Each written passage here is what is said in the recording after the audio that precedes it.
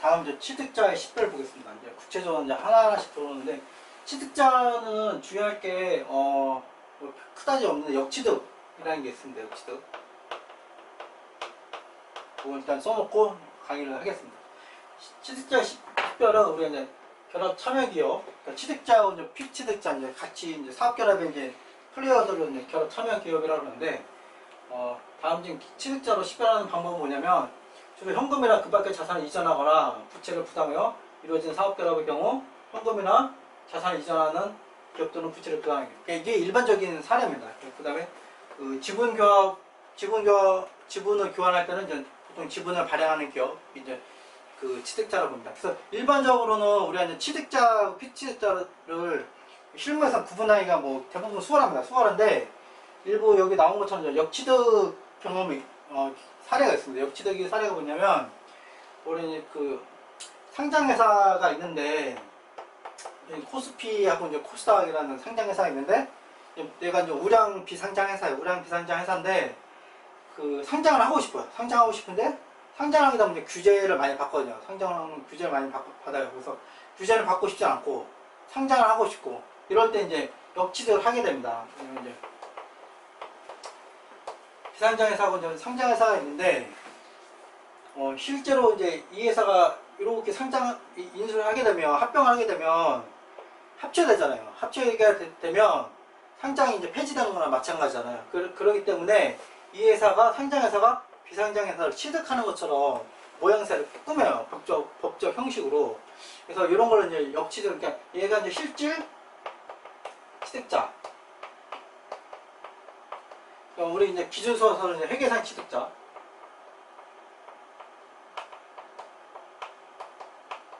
이런 거 씁니다. 그리고 이제 법적 피취득자.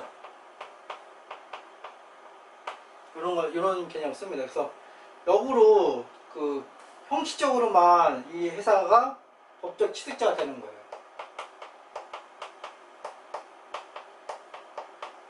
회계상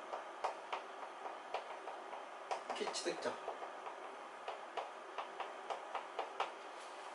이게 왜 중요하냐면, 이 회사가 이제 그 형식적으로는 취득자지만 이 회계상은 피취득자잖아요. 그래서 이 회사의 상장회사의 자산부채도 있고 비상장회사의 자산부채도 있어요. 그러면 공정가치로 평가할 게 상장회사의 자산부채냐 비상장회사의 자산부채냐 할 때, 회계는 여러분들이 잘 아시죠? 실질을 중시하기 때문에 회계상 피취득자가 상장회사이기 때문에 이 상장회사의 자산부채를 공정가치 평가를 하는 거예요.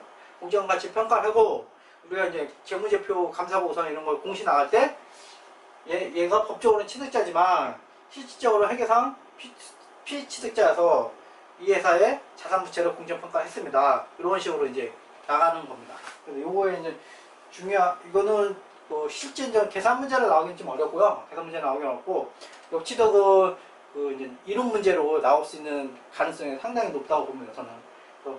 역취득은 실제로 실무에서도 종종 있어요. 역취득은 실무에서도 종종 있어서 이거 회계 처리 문제가 이제 가끔 문제가 되는 경우가 있습니다. 그래서 이거는 좀 읽어보시면 될 것 같습니다.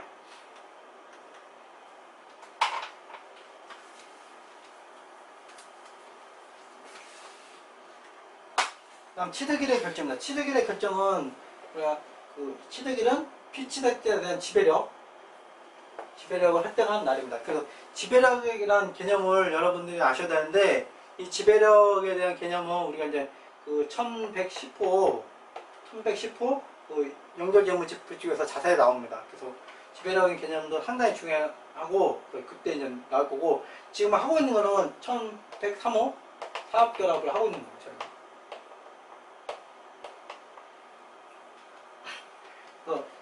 지배력을 획득한 날이 취득일입니다. 지배력을 획득한 날은 일반적으로 대가를 이전하여 피취득자의 자산을 취득하고 부채를 인수한 날의 종료일이다. 일반적으로 이제 다 끝난 날이니까 이전도 하고 이전 대가도 끝났고 자산 부채도 다 인식한 날이 일반적인데, 우리가 이제 이런 사업결합은 다 계약이잖아요. 계약이기 때문에 우리가 그 실제로 지배권을 획득한 날인데 실제로 이런 날보다 빨리 지배력을 획득할 수 있게끔 계약서 쓸 수가 있어요.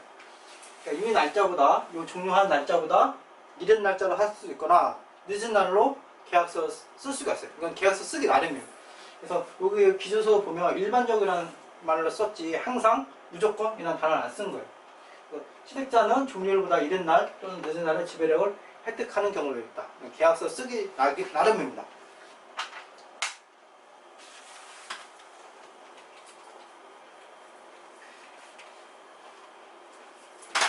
그 다음부터가 이제 여러분들이 이제 계산 문제에 나오는 거에 이제 중요한 겁니다. 계산 문제는 인시가 측정이 이제 계산 문제니까 계산 문제에 나오는 문제고, 실제 말 문제보다도 계산 문제 풀 때 중요한 것들입니다. 그래서 인식의 원칙은 인식 원칙 보시면 현재 취득자는 영업권과 분리하여 식별할 수 있는 취득자산, 인수부채, 피책자산, 비지배지분을 인식한다. 식별할 수 있는 자산, 인수부채. 이건 중요한 건데 제가 이제 이걸 왜 말씀드리냐면 우리가 이제 실제 고급회계사 책 보면 우리가 이제 어떻게 나오냐면 여기 유형자산,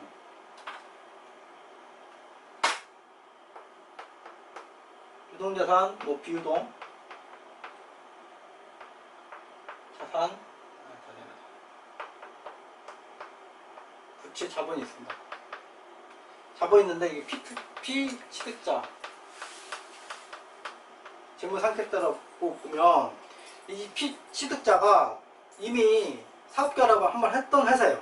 사업결합을 했던 회사예요. 과거에 사업결합을 해서 이 비유동 쪽에 영업권이 있을 수 있어요. 영업권이 있을 수 있어요.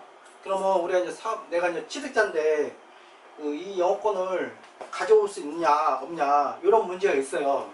실무에서도 이걸 좀 잘 놓치시는 경우가 있는데 기준서를 그래서 해석할 수 있는 능력이 좀 있으셔야 됩니다. 식별할 수 있는 취득 자산, 인수부채, 피취득자는 그러니까 영업권 자체는 우리가 식별할 수 있는 게 아니에요. 식별할 수 없는 거를 몽땅 영업권에 넣는 거거든요. 그래서 영업권을 우리가 가져오는 게 아닙니다. 그래서 이 회사의 자산이 10,000원이고 부채가 6,000원이고 이 중에서 영업권이 2,000원 있다면 영업권 제외한 순자산, 영업권 제외한 자산은 영업권 제외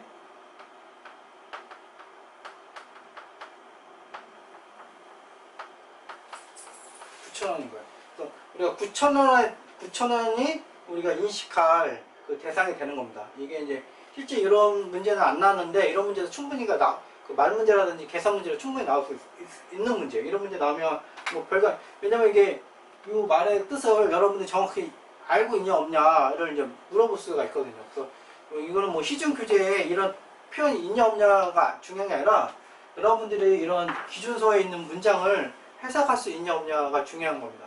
제가 이런 말씀 왜 드리냐면은 아까 말씀드렸던 실무에서는 우리가 이제 기준서만 보는 거예요. 기준서만 보고 왜냐면 이게 수험서, 여러분들이 보는 수험서 갖고 실제 실무에서 적용할 수가 없어요. 적용할 수가 없고 여러분들이 봐야 되는 이런 기준서 이제 해석을 갖고 적용을 하게 되는 겁니다. 적용을 하게 되는 거고, 그다음에 실제 이제 여러분들이 합격하고 회계법인 같은 데 들어가면 이제 대부분의 빅4가 있는데 글로벌 회계법인들에서 자료가 다 있어요. 글로벌 회계 뭐 딜로이트 뭐 그다음에 이제 KPMG, EY, 그다음에 PwC 같은 그쪽에 보면 영문으로 된 IFRS 기준서가 다 IFRS 해석서, IFRS 해석서 다 있습니다. 해석서. 그러니까 실제 우리 기준서도 제가 아까 사업결합 300페이지라고 그랬었는데 그 글로벌 펌에 있는 해석서를 보면 300페이지가 더 많아요. 그런 기준서 영문으로 됐죠. 당연히 영문. 왜냐면 그 기준서도 매년 바뀌기 때문에 한글로 번역하기가 쉽지 않아요. 그래서 업데이트하기 쉽지 않아서 매우 영문으로 그냥 줍니다. 여러분들한테 이제 조회할 수 있고 접근할 수 있는 권한을 줘서 글로벌 펌에 이제 그 4대 회계법인 다니시면 접근할 수 있고 이걸 해석을 해서 드는 거예요. 그래서 그런 해석 능력을 키우셔야 돼요. 시중에 있는 교재 갖고 감사라든지 뭐 이런 걸 할 수가 없습니다. 너무나 실제 실무는 디테일하게 있었기 때문에 이런 비준서 문단을 여러분이 해석할 수 있는 능력이 되셔야 됩니다. 인식 원칙은 우리가 취득이 현재 영업권과 분류하여 식별할 수 있는 자산, 부채, 비지배 지분을 가져오는 거예요. 이 말은 무슨 말이냐면 자산, 부채, 비지배 지분. 비지배 지분은 이제 우리가 인식을 하는 거예요. 비지배 지분 외에는 사업결합에 아까 사업결합에 제가 합병하고 연결이 두 가지가 있다고 그랬잖아요. 그래서 합병은 당연히 우리가 100% 갖고 오는 거기 때문에 비지배 지분이 0인 거고 연결은 100%때 0이지만 100% 아니면은 비지배 지분이 있습니다. 그래서 일반적인 표현을 쓰려고 비지배 지분도 인식한다고 써 있는 거예요. 근데 인식 조건은 취득일에 작성과 재무제표 개념체계죠. 개념체계 1에 자산과 부채의 정의를 충족해야 한다. 그러니까 제가 처음에 자산 부채에 대한 개념을 적어드렸잖아요. 그 개념에 맞는 거를 이제 갖고 오는 거예요. 그래서 자산과 부채가 개념이 뭐냐면 과거의 결과로 내가 경제적 효익이 있으면 효익할 권리가 있으면 자산인 거고 그다음 부담의 의무가 있으면 부채인 겁니다. 그 정의에 충족해야지만 인식할 수가 있는 거예요. 그래서 예를 들어서 피취득자 영업활동 종료, 피취득자의 고용관계 종료, 이런 종료, 피취득자의 이제 종업원 재배치 같은 계획의 실행에 따라서 미래에 생길 것으로 예상되지만 의무가 아닌 원가는 취득일의 부채가 아니다. 뭐냐면 생길 것으로 예상되는 거, 미래의 일인 거예요. 과거의 그러니까 부채의 개념이 뭐냐면 과거의 결과로 내가 지고 있는 현재 의무가 부채잖아요. 얘는 과거의 결과로 나온 게 아니잖아요. 그게 부채의 정의 안 맞는 거예요. 그래서 얘는 인식하지 않는 겁니다. 이런 식으로 이제 개념이 흘러가는 거예요.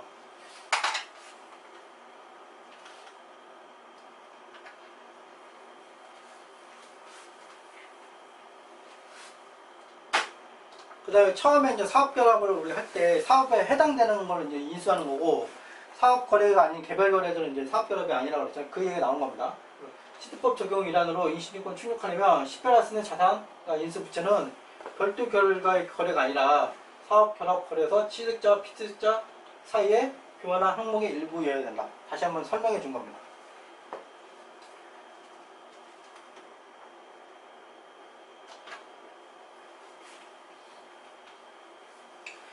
이제 그다음에 이제 우리가 예외가 있습니다. 예외. 인식 원칙 예외가 있으면 리스 제공자가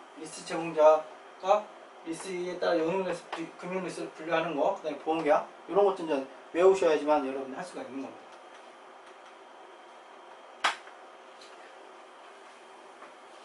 앞부분은 이제 인식에 대해서 적어낸 거예요. 인식이 그러니까 자산하고 부채 개념에 맞아야 된다만 인식을 하는 거고 그럼 얼마를 내가 기입해야 되는 거냐, 얼마를 내가 측정을 해야 되는 거냐 할 때 측정 원칙은 공정가치입니다. 공정가치. 취득일의 공정가치. 그러니까 IFRS 기준서, 그러니까 회계 여러분들이 이제 회계를 공부하시는데 뭐 제가 계속 이번 시간에는 주식 얘기 많이 하는데 회계에서 회계학자 분들이 IFRS에 있는 분들도 마찬가지고 이분들이 가장 고민거리가 뭐냐면 우리 주식 거래에 있는 시총, 주가,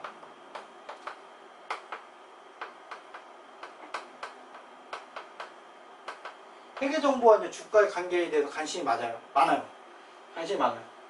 왜냐면 회계정보가 주가를 설명해 주고 막 그래야 되는데 이게 막 괴리감이 있잖아요. 괴리감이 있다 보니까 과거에는 이제 우리가 이제 자산을 특히 이제 인식하는 방법이 취득원가주의. 예전에 이제 그게 많았어요. 근데 IFRS 큰 원칙은 공정가치가 큰 원칙이에요. 그 대원칙이 공정가치입니다.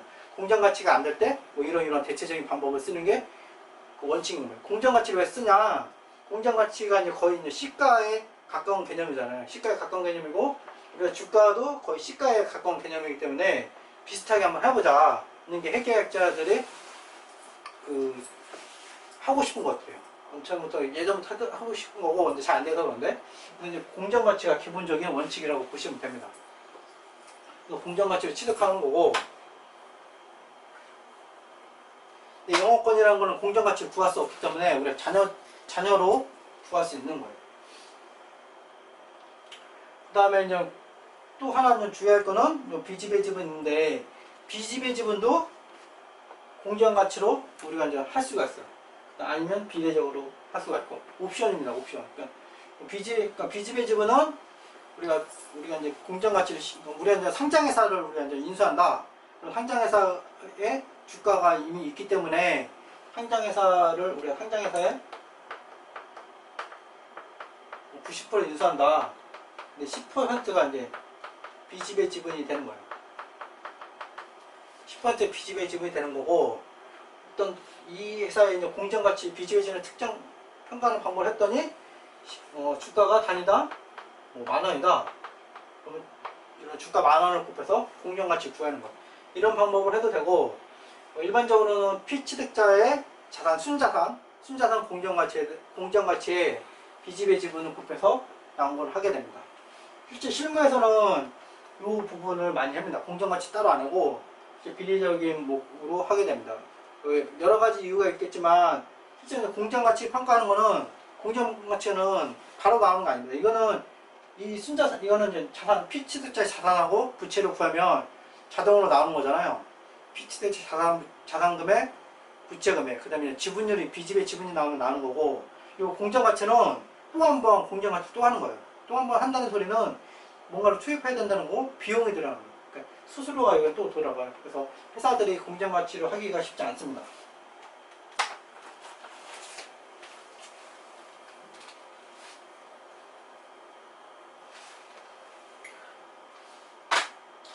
그래서 인식 원칙 또는 측정 원칙 이외인데, 요 이제 일반적으로 이제 공정가치가 원칙인데 일부 제한적인 예외가 있습니다. 이거는 여러분들이 이제 계산 문제나 1차 문제라든지 2차 문제 풀려면은 여기 꼭 기억을 해주셔야 되는 겁니다. 그래서 첫 번째는 인식조건뿐만 아니라 추가 인식조건을 적용하거나 다른 국제계 기준서 요구사항을 적용하여 인식한다. 그러니까 공정가치가 아니라 각 세계 기준에서 요구한 내도를 한다. 그 의미입니다. 그 다음에 취득일의 공정가치가 아닌 금액으로 측정한다. 이거는 뭐 이 말은 똑같은 말이에요. 공정 예외니까 그 말인 거고, 인식 원칙의 예외를 하나씩 보겠습니다. 네, 이제 인식 원칙의 예외 이제 하나씩 이제 디테일을 보겠습니다. 인식 원칙의 예외 이제 첫 번째 우발부채입니다. 모두 이제 시험 문제, 객관식 계산 문제에 계산 문제 나왔던 문제입니다. 사례고, 인식 우발부채 어떻게 하냐? 우리 우발부채의 기준서가 있잖아요. 우리 1037호 이제 우발부채가 있는데, 거기서는 이제 우리가 이제 우발부채에 대한 가능성을 봅니다. 가능성 뭐 80%냐 뭐 60% 가능성에 따라서 인식을 하게 되는데, 그렇게 안 하고 우발부채가 어떻게 하냐면, 우리가 이제 가능성이 높지 않더라도 취득자는 취득일을 현재 우발부채를 인식을 하는 겁니다. 공정가치로, 그러니까 인식의 예외예요. 측정의 예외가 아니라 인식의 예외입니다. 그래서 측정은 공정가치로 하는 거고요. 인식은 가능성이 높지 않아도 우발부채를 인식한다는 겁니다. 공정가치 신뢰성 있게 추정할 수 있다면 우발부채를 인식한다는 겁니다. 이게 상당히 중요한 거예요. 왜냐면 이게 실제로 여러분들이 이제 이런 듀딜리전스 많이 합니다. 듀딜리전스 많이 하면 여러분들이 이제 그 재무시사 많이 가면 이런 사업결합을 위해서 이런 측정 업무를 많이 해요. 취득업을 많이 하면 여러분들이 주로 이제 지금 취득자하고 이제 피취득자가 있는데, 여러분들이 어떤 입장에서 주로 취득자 입장에서 여러분들이 일을 하는 경우가 많습니다.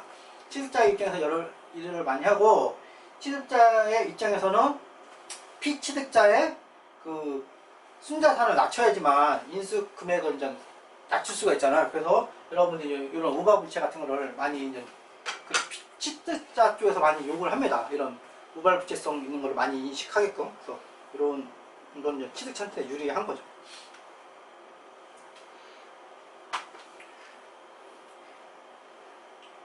그 다음에 법인세는 이제 인식원칙과 측정원칙이 모두 예외인데, 법인세는 이제 법인세 기준서에 따라서 공정가치가 아니라 법인세 기준서에 따라서 한다는 거고, 그 다음에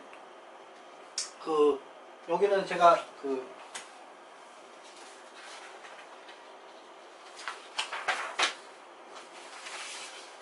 여기는 제가 이제 밑에 안 적었는데, 법인세 관련 중요한 게,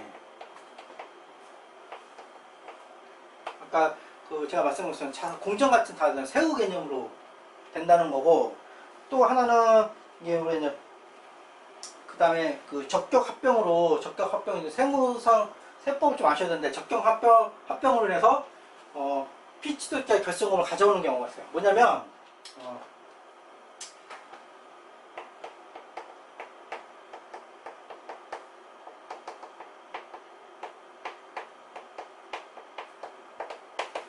취득자와 피취득자 모두 결승금이 있을 수 있잖아요. 얘도 결승금 있고,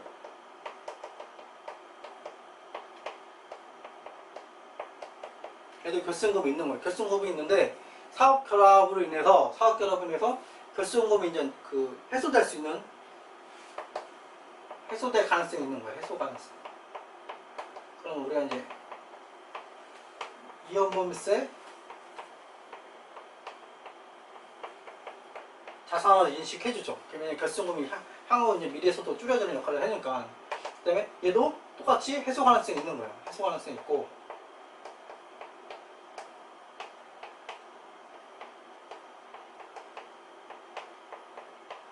자산을 이제 인식할 수 있는 거예요. 그러면 이게 뭐가 중요? 여기까지 다 똑같은데 뭐가 중요하냐면, 우리가 아까 그 사업결합이라는 게 뭐였습니까? 피취득자의 자산 혹은 피취득자의 부채를 인식을 하는 거예요.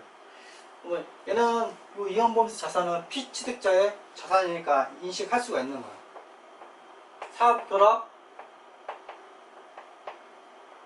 회계처리에 포함되는 거예요.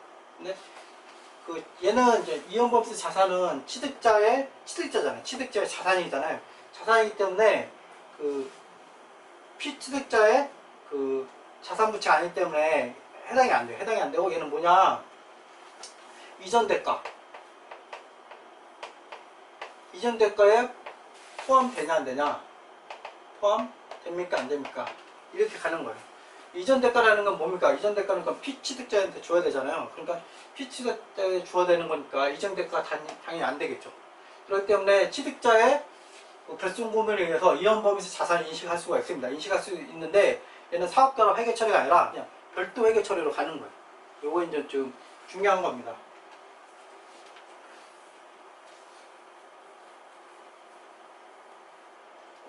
제가 이제 그 부분은 좀 미처 안 적었어요. 왜냐면 이거 지금 제가 설명드린 거, 피취득자 사업결합을 위해서 피취득자의 결승금을 우리가 이제 측정의 가능성이, 변동의 가능성이 있고 이연범세로 자산이 되면 사업결합 분계로 포함돼서 들어오는데, 취득자의 결승금은 별개입니다. 별개이기 때문에 사업결합 분계로 안 들어옵니다. 이게 왜 제가 얘기했냐면, 과거에 이제 우리 기출문제에 이 부분 갖고 나왔어요. 실제로 이제 기준서에는 이런 구체적으로 그렇게 예시가 되어 있지 않은데 문제가 나와서 이제 설명해 드리는 겁니다. 그리고 이제 종업원 급여도 예외인 겁니다. 그다음에 이제 보상자산이 있어요. 보상자산은 뭐냐면, 우리 이제 매도자가 이제 우리가 이제 우발상환 같은 게 있잖아요. 우발상환 같은 게 있으면 우발부채 많이 잡을 거잖아요. 취득자가 많이 잡을 것 같은데 가능성이 좀 떨어지고, 그런 거에 대해서 이제 매도자가 향후에 어느 정도 보상해주겠다, 이런 걸 얘기하는 거예요. 보상. 그러면 우발상환의 플러스 결과에 대해서 계약상 보상을 할 수 있죠. 계약상 보상을 할 수 있고, 그래서 보상할 수 있는 것에 대해서 우리가 이제 평가를 하는 거예요. 평가를 하는 거고, 보상 자산을 해소할 수 없는 금액에 대해서 평가 충당은 필요한 대상이다. 우리가 공정가치로 하면은 이미 공정가치에 대해서는 이미 평가 충당은 다 반영된 거잖아요. 그래서 공정가치를 인식하게 되면 우리가 이제 평가 충당금을 굳이 할 필요 없는 겁니다. 공정가치를 측정한 보상자산의 경우 해소 가능성으로 인한 미래 현금 흐름의 불확실성 영향을 공정가치 측정에 포함하였으므로 별도의 평가 충당은 필요하지 않다. 그러니까 공정가치 개념이 뭐냐면, 이게 이제 공정가치 개념 여러분들이 정확히 알면은 이 문장이 바로 이해되는, 공정가치는 이런 해수 불확실성, 이런 그 확률적인 개념이 다 포함된 금액이 공정가치 금액입니다. 그래서 공정가치가 이제 만 원이면 이렇게 인식할 수 있잖아요. 인식할 수 있어요. 그러면 끝난 거예요. 굳이 이제 충당금 안 잡는데, 공정가치 금액을 이렇게 잡지 않고 이런 식으로 잡을 수도 있어요. 보상 자산 3만 원. 그러니까 공정가치 아니라 이제 다른 식으로 측정한 거죠. 그러면은 충당금 2만 원. 결국은 만 원. 이런 식으로도 인식할 수 있어요. 그래서 공정가치로 인식하면 당연히 충당금 필요 없는 거고, 왜냐면 공정가치 안에 충당금이 포함된 거예요. 그런 개념인 거고, 공정가치 금액으로 인식하지 않으면 충당금을 별도로 잡아야 되는 거예요. 이게 그 의미가 있는 겁니다. 공정가치로 인식하면 충당금이 필요하지 않다.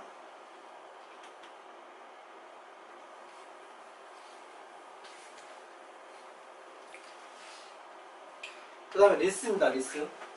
리스의 경우는 좀 이게 문장을 좀 잘 보셔야 하는 게, 피취득자가 당연히 피취득자죠. 우리가 피취득자의 자산부채를 인식하고 가져오는 거기 때문에 피취득자가 리스 이용자인 경우, 그러니까 리스 관련해서는 이제 리스 제공자가 있고 리스 이용자 회계처리가 있습니다. 근데 피취득자가 리스 이용자인 경우에 리스에 대해서 설명해 준 글입니다.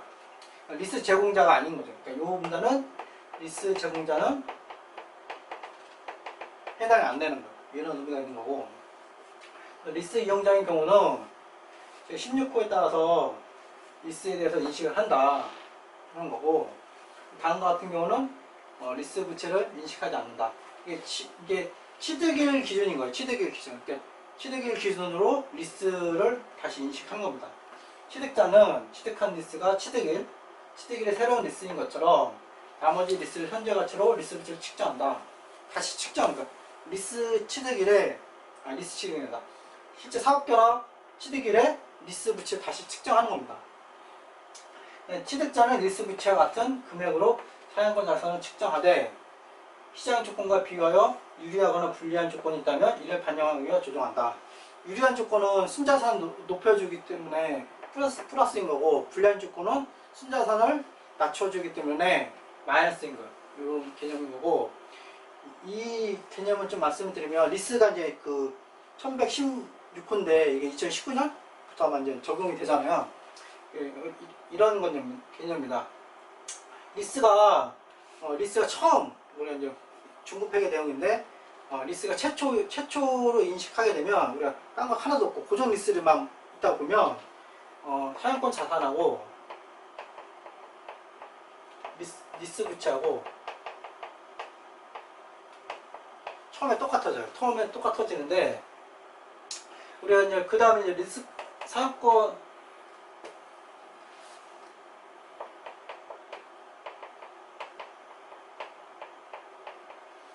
자산은 정액상각하고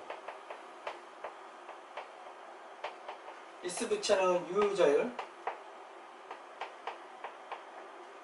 이런 식으로 이제 현재 가치를 하다 보니까 최초에는 같은데, 우리가 이제 어느 순간 되면 이제 서로가 잘못 표현했네. 최초 리스 인식이라는 같은데, 우리가 그 다음부터 사용권 자산은 정액법을 생각하고 리스 부채는 유효자율법을 생각하다 보니까 좀 며칠만 지나면 금액이 달라집니다. 금액이 달라져서, 예를 들면 사용권 자산이 뭐 8만원인데 리스 부채는 9만원일 수 있어요. 이 상태에서 이게 이제 그 취득 전이랄까, 사업결합 전,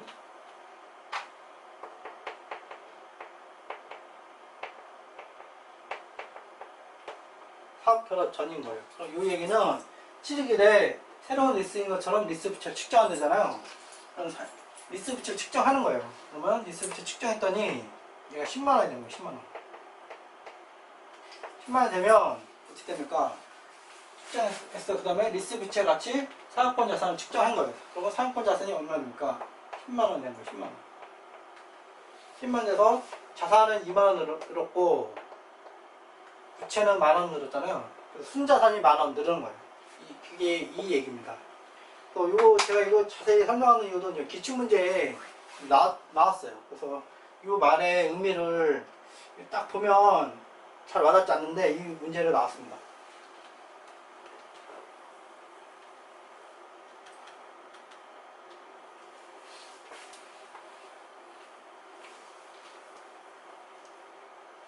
리스도 이제 우리가 측정의 예외인 거고, 다시 취득한 권리도 이제 측정의 예외인데, 요거를 하는 겁니다. 측정의 예외. 얘는 이제 다시 취득할 권리는 우리가 프랜차이즈 권리처럼, 우리가 이제 아까 리스 똑같은 거, 기간이 남은 거에 대해서 취득일 기준으로 잔여기간에 서 평가를 하는 거예요. 다시 취득한 권리도 똑같은 개념으로 보시면 돼요. 잔여기간에 대해서 우리가 다시 평가를 하는 거예요. 그래서 보시면 그 무용자 취득자는 다시 취득한 권리를 관련 계약이 남은 계약 기간에 기초에 측정을 하는 겁니다. 거의 리스랑 똑같은 거. 계정만 다른 거지 개념은 똑같은 겁니다. 주식기준 보상거래도 측정의 예외고, 그다음에 매각 예정 자산도 그 측정의 예외입니다.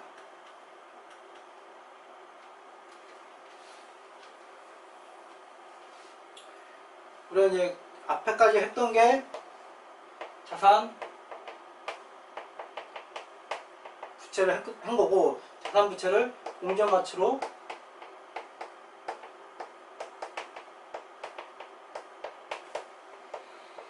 바꿔주는 걸 우리가 한 거예요. 그 다음에는 이제 영업권이나 이제 매수 차이, 용가 매수 차이 인식을 측정하는 거다. 그래서 아까 처음에 말씀드린 것처럼 우리가 이전 대가하고 취득한 거하고 차이를 비교하는 거예요. 그래서 이전한 게 금액이 더 크면 영업권을 인식하는 거고, 이전한 금액이 작으면, 취득한 금액보다 작으면 영가 매수 차익을 인식을 하는 겁니다.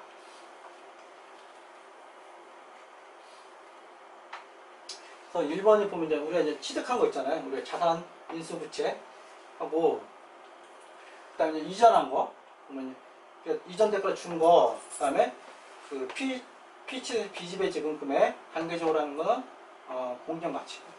다시 좀 설명해 드리면, 우리가 이제 한꺼번에 우리가 지분을 다 취득할 수도 있지만, 우리가 이제 과거에 10%, 20%, 30% 이러면서 지배력을 일순간에 이제 인식할 수가 있어요. 뭐냐면 2001년에는 10%, 2002년에도 10%, 2003년에도 10%, 2020년에 갑자기 60%, 총 90%가 된 거예요. 그러면 이때 우리가 이제 평가를 했을 거잖아요. 각각의 장부를 할 거예요. 장부 금액이 각자 있을 거예요. 각자 있으면 얘네들 장부 금액을 공정가치로 다 바꿔주는 거예요. 공정가치를 바꿔줘서 공정가치 이전 대가, 요 똑같은 거예요. 공정가치 이전 대가로 바꿔주는 겁니다. 이거는 이제 사업결합 공정가치를 바꿔주면서 손상, 그 금액이 손익이 생길 거잖아. 손익이 생기거나 뭐 기타 포괄이 생길 겁니다. 그건 이제 그쪽 붕괴로 가는 거고, 사업결합 붕괴로 가는 건 아니에요. 사업결합 붕괴가 아니고, 그 얘기 공정가치가 이제 원칙이기 때문에 예외는 아닙니다. 공정가치를 했기 때문에 공정가치 그대로 적용하는구나, 이 정도만 아시면 되는 거고. 그 다음에 이제 비지배 지분 금액이 있죠. 비지배 지분. 이게 어떤 의미냐면 이런 의미예요. 이게 우리가 이제 피취득자의 순자산,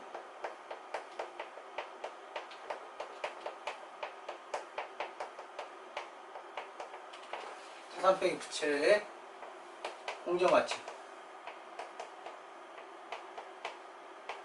공정가치하고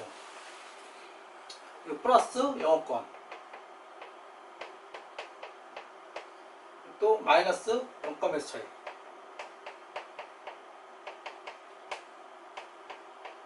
영업권이 생길 수도 있고 영가 매수 차익이 생길 수도 있잖아요. 이거는 뭐랑 같냐면 이거는 이전 대가,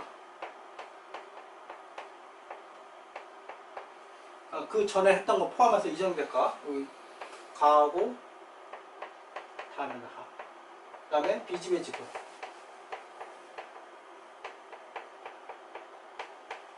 이런 의미인 거예요.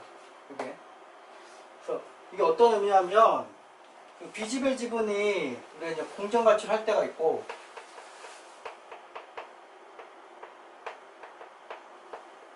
비례적으로 할 때가 있어요. 비례적으로 할 때는 이 금액에 대해서 순자산의 비례 금액을 하기 때문에 비지배 지분에는 이제 영권이라든지 영권매수 차익이 안 가는 거예요.